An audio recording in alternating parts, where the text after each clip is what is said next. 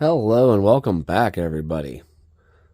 Oh, I have a nice scale winch from NTF Hobbies that was sent to me, and this will be the actual first current video in 3 weeks other than my Tamiya 1995 Ford Ranger videos. That COVID leveled me. I thought I was getting better for a day, and then it would put me right back down just as hard as it was. It has been a real butt kicker.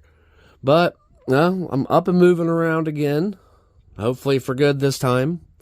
And the voice is still a little scratchy and hoarse, things like that. But I got to get up and start doing some current videos because this is what keeps me sane. So all those videos you've been watching for the past 3 weeks were all pre-recorded. That's how far ahead I normally record. I normally have enough video stock that if something happens, I can probably release a video every day for a month. But, so I've got the old monster Cherokee. I built this hard body probably about a year ago, because I took it to UST this year. And so I think that's going to be a perfect candidate for this scale winch. Now with a scale winch, you're not expecting to be able to, like with my servo winches, how I can go straight up a vertical winch wall. These scale winches are not rated to hold that much. They are more like a scale winch. They're enough to pull you out of the mud, they're enough to pull you up a hill, things like that. So this one, as you can see on the back, is a CNC machined, billet aluminum, stamped steel components, synthetic winch rope, highly detailed, 6 volt through 11.1 volt, so you can run up to a 3-cell. Easily rebuildable. Same mounting locations as the Bulldog winch. Never owned that one, so I don't really know about that. The load limits. It says it can lift 6.6 pounds deadlift. This is probably closer to a 10-pound truck, so it's not going to be able to deadlift this. But it says it can do a rolling drag limit of 9 pounds, which should be sufficient for this to help get it up things and helps make for some really fun scale videos. Then it just gives you your different dimensions for the height, width, and all that good stuff, and tells you what your controller battery is. I'm hoping to find out that it has a controller battery when we open it up. So let's peel her open and see what we're working with.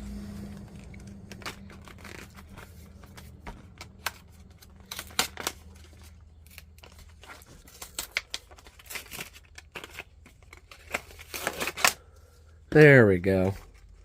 So this would be their winch controller. And it looks like they have the clip for the little remote hooked through it.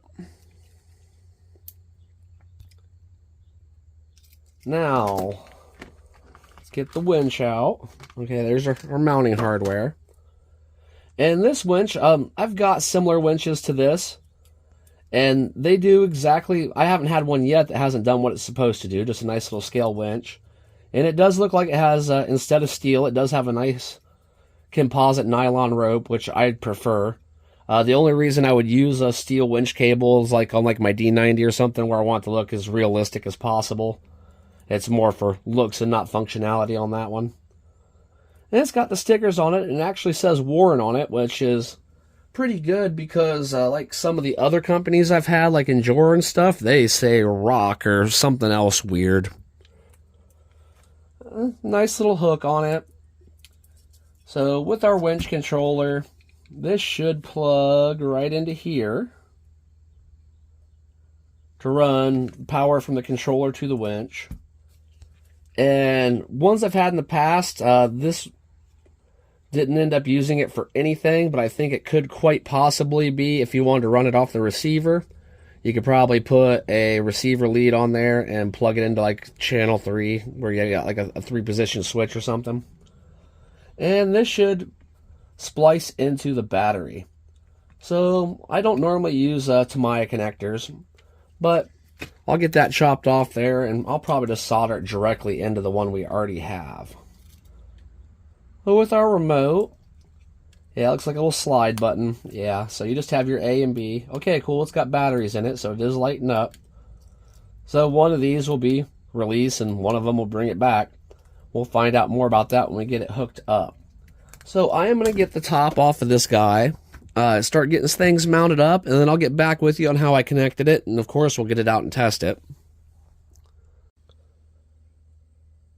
So I just wanted to confirm everything worked before I went through the trouble of hooking it all up inside the vehicle. So I just gotta have it locked in the vise there, that way I have something to keep it planted. I got this old nickel metal battery, and plug that in. There we go. And here's our controller.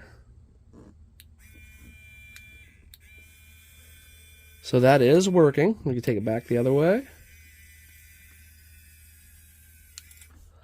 So we know that that is the power lead and it is working. So I'm gonna get it mounted up now.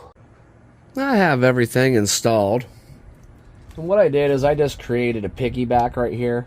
That way if I want to take this off and plug it directly into the vehicle, I can, and leave the winch unhooked. Or if I want to remove the winch and put it in another vehicle, since I run everything on XT60s, that makes it nice and convenient for me. Now, I was actually really surprised at how fast this winch cable deploys. I thought it'd be a little slower. And what I did is I just sticky back taped it on the back of the, or on the front of the radio. That way when I'm driving, I can still hit my buttons and be able to work my throttle without any problems. I'll let this back out a little bit. And I'm just going to hook this on the shelf up here and hold it in place and just see if it'll lift this thing up off a little bit.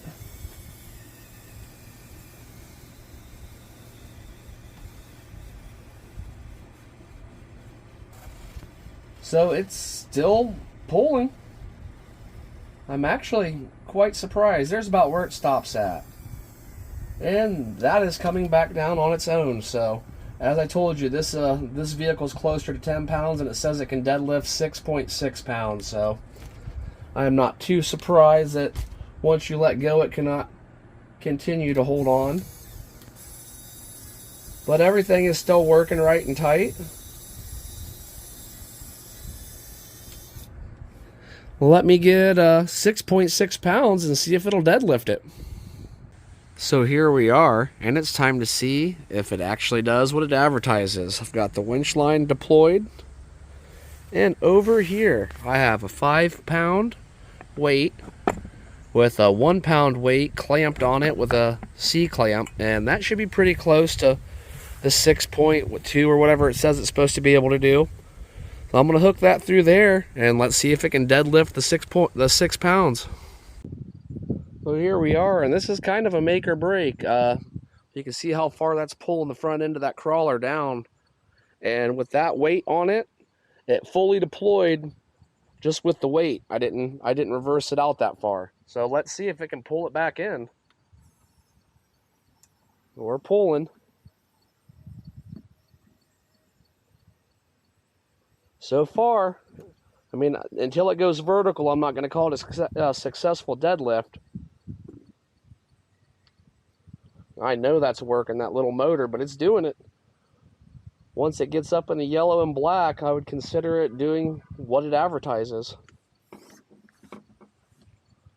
Getting caught on this piece here. There we go. Pull that out of the way. And it's continuing its journey. It's a slow pull, but it is doing it. So I would say, I'm going to go ahead and let her back down. See, and you can hear that. So once you let go of the deploy, it will come back out, but it did do it. It did deadlift to 6.6 pounds or 6.2 pounds, which for a scale winch, that's a pretty impressive amount of weight, really. If you're just wanting a scale winch to look good and still be able to pull you out of some trouble, that is more than enough to pull a vehicle up an inclines, rocks, or whatever. And the cable's strong enough to hold the weight that it claims it will hold. I'm going to go ahead and undo this and see if we can use it on a more practical application. Now these are a trail tire, and I have this thing set up for trailing. It's not set up for the crawler course. So I think it'll probably spin tire coming up this.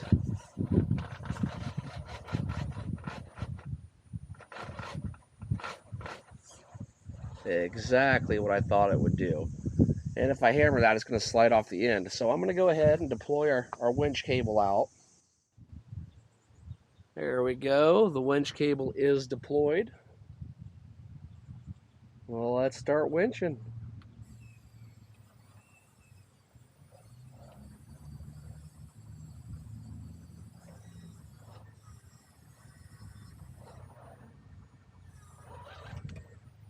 And there we go. That's going to bring us to the conclusion of this test. And remember that this test was done on a 2S, not a 3S, and it is 3S capable, so it stands to reason this would probably be even stronger on 3S. I just happen to run 2S on all my crawlers. 3S just seems to break things for me, so I keep it on 2S most of the time on almost everything I own. But it did exactly what it said it would do.